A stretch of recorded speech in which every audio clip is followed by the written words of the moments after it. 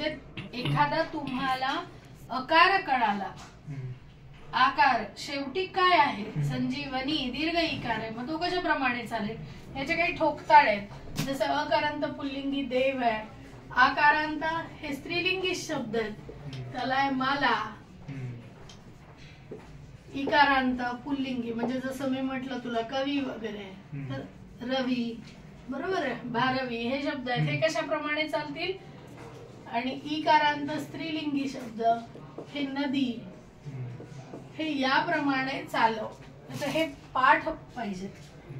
आता एक वचन आपण हा शब्द एक चालवून बघू. एक वचन, द्विवचन, बहुवचन आणि इकडे विभक्ती. मग इथे किती विभक्ती आहेत? प्रथमा, द्वितीया, तृतीया, चतुर्थी, पंचमी, षष्ठी, सप्तमी आणि संबोधन.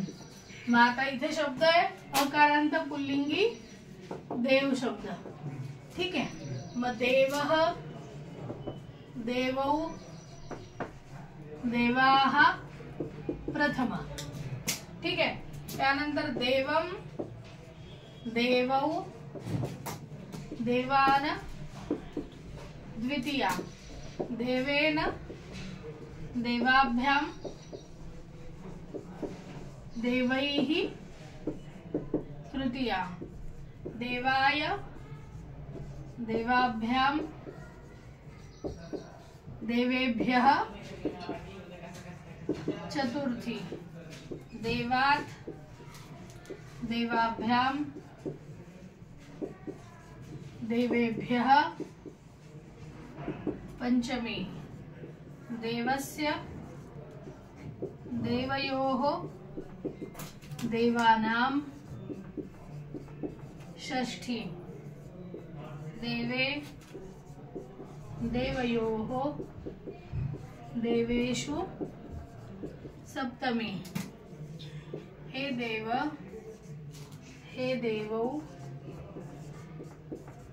हे देवाः संबोधन. ठीक आहे. हे या पद्धतीने हा शब्द आहे.